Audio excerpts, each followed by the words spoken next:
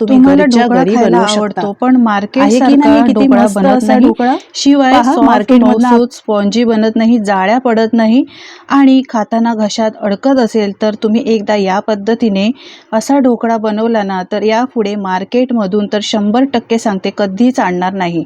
पाहू शकता किती सॉफ्ट असा झालेला आहे, शिवाय भरपूर अशा या जाळ्या पडलेल्या आहेत। करायला खूप सोपा आहे, घरातील साहित्यामध्ये बनवलेला आहे। चवीला मार्केटपेक्षा 100% एकदम भारी झालेला आहे।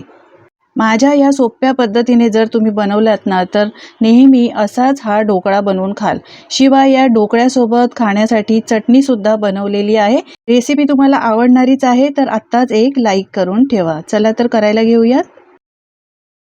यासाठी इथे मी मिक्सिंग बाउल घेतलाय, यामध्ये 1.5 वाटी पाणी घालायचंय। यामध्येच 1 चमचा साखर आणि अर्धा चमचा सायट्रिक ॲसिड घालायचा आहे। सायट्रिक ॲसिड म्हणजे लिंबू सत्व, हे कोणत्याही सुपर मार्केटमध्ये किंवा वाण्याच्या दुकानामध्ये मिळतं।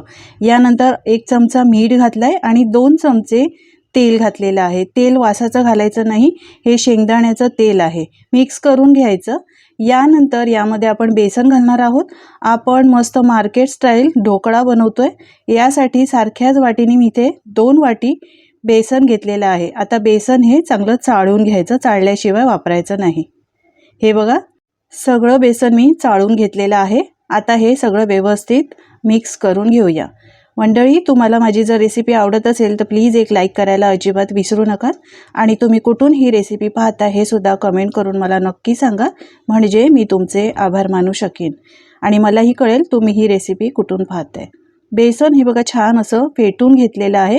यामध्ये अजिबात गुठळ्या नको, यासाठीच बेसन सुद्धा घेताना चाळून घ्यायचं आहे। मस्त असं 1-2 मिनटं छान फेटून घ्यायचं आहे। हे बघा, असं पाहिजे आपल्याला लिक्विड। पाणी घालताना सुद्धा सुरुवातीला जास्त घालायचं नाही। यानंतर घालायचं आहे अर्धा चमचा हळद पावडर। हळद पावडर घातल्यानंतर सुद्धा चांगलं मिक्स करून घ्यायचं आहे। ढोकळा बनवताना मी जे साहित्याचं प्रमाण सांगितलेलं आहे ते एकदम परफेक्ट आहे। मिक्स करून घेतलंय। ढोकळा बनवण्यासाठी आधीच आपल्याला पाणी गरम करायला ठेवायचं आहे। ज्या ताटामध्ये ढोकळा सेट करणार आहोत त्या ताटाला तेल लावून घ्यायचं किंवा तुम्ही इथे बटर पेपर लावू शकता। व्यवस्थित तेल असं पसरवून घ्यायचं। आता इथे मी बॅटर आहे ते छान 5 मिनिटासाठी बाजूला ठेवलं होतं। यामध्ये घालायचं आहे 1 पॅकेट इनोचा। तुम्ही इथे बेकिंग सोडासुद्धा घालू शकता। आता यानंतर घालूया थोडंसं पाणी आणि मिक्स करून घेऊया। व्यवस्थित मिक्स करून घ्यायचं आहे, जास्त सुद्धा मिक्स करायचं नाही, नाहीतर यामधले एअर बबल्स आहेत ते कमी होतात आणि ढोकळा आपला मार्केटसारखा फ्लफी बनत नाही। हे बघा, एकसारखं असं मिक्स करून घेतलंय। मस्त असं फ्लफी बॅटर आपलं तयार झालंय। आता लगेचच तेल लावलेल्या ताटामध्ये हे बॅटर घालायचं आहे। पाणी गरम आधीच करून ठेवायचं, ताटामध्ये तेलसुद्धा आधीच लावायचं आहे आणि इनो घातल्यानंतर जास्त वेळ थांबायचं नाही, लगेचच हे बॅटर ताटामध्ये घालायचं। हे बघा, सगळं बॅटर मी यामध्ये घातलेलं आहे। आता यानंतर हलक्या हाताने आपल्याला थोडंसं टॅप करून घ्यायचं आहे। या पद्धतीने पाणीसुद्धा आपलं इथे गरम झालेलं आहे। लगेचच यामध्ये आपल्याला चाळणी ठेवायची आहे। तुमच्याकडे जर इडली मेकर असेल, ढोकळा मेकर असेल, त्यामध्ये सुद्धा तुम्ही हे वाफवू शकता। चाळणीवर बॅटर घातलेलं ताट ठेवायचं आहे आणि त्यानंतर झाकण ठेवायचं आहे आणि हा ढोकळा 20 मिनिटासाठी आपल्याला वाफवून घ्यायचा आहे। मध्येच याला अजिबात उघडून बघायचं नाही, नाहीतर याला जाळ्या अजिबात पडणार नाही आणि ढोकळा स्पॉन्जी बनणार नाही। चला तर आता याबरोबर खाण्यासाठी एक मस्त चटपटीत चटणी बनवूया। तर इथे मूठभर कोथिंबीर घेतली आहे, लसूण, आलं, 2 हिरव्या मिरच्या, यानंतर लिंबाचा रस घातलाय, अर्ध्याच लिंबाचा रस घातलाय कारण 1 चमचा मी दह्याचा वापर सुद्धा केलेला आहे। यानंतर यामध्ये घालूया 1 चमचा साखर आणि चवीप्रमाणे मीठ घालायचं। मी 1 चमचा मीठ घातलंय। थोडंसं पाणी घालूया आणि मिक्सरला बारीक चटणी वाटून घेऊया। ही चटणी खायला खूपच मस्त लागते मंडळी, तुम्ही एकदा नक्की करून बघा। मस्त अशी हिरवीगार चटपटीत आंबट गोड अशी चटणी तयार झालेली आहे। मार्केटमध्ये ढोकळ्याबरोबर खाण्यासाठी मिळते ना, अगदी तशीच ही चटणी लागते। 20 मिनिटं झाली आहे, पाहूया। पहा, ढोकळा किती मस्त वाफवला आहे, मस्त असा फुललेला आहे। टूथपिकने किंवा सुरीने चेक करायचा आहे, अजिबात हा चिटकत नाही, याचा अर्थ ढोकळा आपला छान वाफवून झालाय। आता हा ढोकळ्याची प्लेट आहे ना, ही काढून घ्यायची आणि पूर्णपणे थंड करून घ्यायची। ढोकळा थंड होतोय तोपर्यंत आपण यावर घालण्यासाठी एक फोडणी तयार करूया. 2 चमचे तेल, मोहरी घालायचं 1 चमचा, 1 चमचा जिरं घालायचं आहे, छान तडतडू द्यायचं.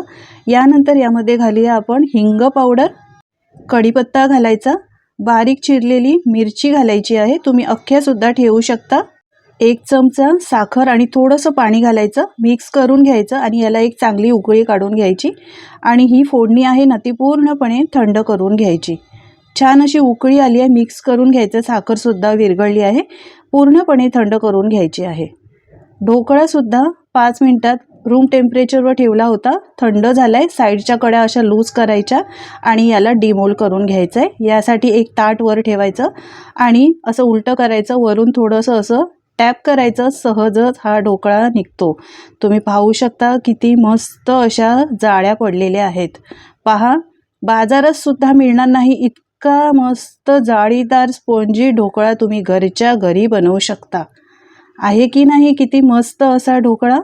पहा, मार्केटमधनं आपण आणतो, पण घरच्या घरी तुम्ही विश्वास ठेवणार का असा हा ढोकळा बनवू शकता. चला तर आता कापून घेऊया. ढोकळा आता चौकोनी आकारामध्ये कापून घ्यायचा. कापताना सुद्धा तुम्हाला समजलंच असेल की हा ढोकळा किती स्पॉन्जी झालेला आहे.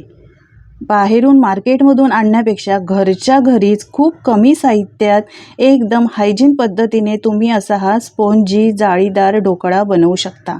पहा, एक ढोकळा दाखवते, किती मस्त अशा जाळ्या आलेल्या आहेत.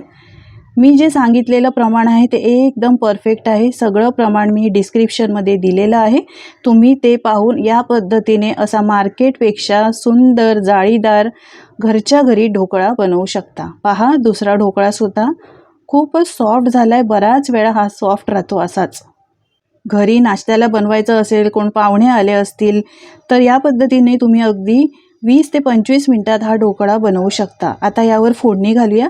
तर फोडणी घालताना सुद्धा यावर पूर्णपणे थंड करायची आहे आणि त्यानंतर यावर घालायची आहे.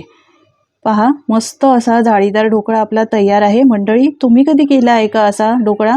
केला नसेल तर एकदा करून बघा आणि तुमचे अनुभव माझ्यासोबत शेअर करा. फोडणी यावर घालून घेतली आहे. आता घालूया यावर बारीक चिरलेली कोथिंबीर. तुम्ही इथे ओल्या खोबऱ्याचा सुद्धा वापर करू शकता. ओलं खोबरं घातलं तरी सुद्धा खूप छान लागतो हा ढोकळा. मस्त आपला हा मार्केट स्टाईल ढोकळा तयार झालेला आहे. तुम्हाला दाखवते फोडणी घातल्यानंतर सुद्धा, हे बघा. आणि डिमोल्ड करताना सुद्धा एकदम सहज निघाला आहे. पहा, आपण शुगर सिरप घातल्यानंतर सुद्धा मस्त असा हा सॉफ्ट झालेला आहे. याच पद्धतीने सगळे ढोकळे डिमोल्ड करून घ्यायचे आणि सर्व करायचे हिरव्या चटणीबरोबर. मुलांना तुम्ही असा ढोकळा बनवून टिफिनला देऊ शकता किंवा आयत्या वेळी जर तुम्हाला भूक लागली, मुलांना भूक लागली तर बाहेरून काही न आणता झटपट असा हा संध्याकाळच्या वेळी किंवा सकाळी खायचं असेल तर असा झटपट बनवू शकता. मस्त हिरव्या चटणीबरोबर सर्व केला. ही चटणीसुद्धा एकदम मार्केटसारखी खायला लागते. तर मंडळी, या पद्धतीने तुम्हीसुद्धा हा बेसनचा मस्त मऊसूत जाळीदार ढोकळा बनवून बघा. आजची रेसिपी कशी वाटली कमेंट करून मला नक्की सांगा. आणि रेसिपी जराही आवडली असेल तर लाईक करा, शेअर करा आणि अशाच रेसिपी पाहण्यासाठी चॅनलला सबस्क्राईब करा. धन्यवाद.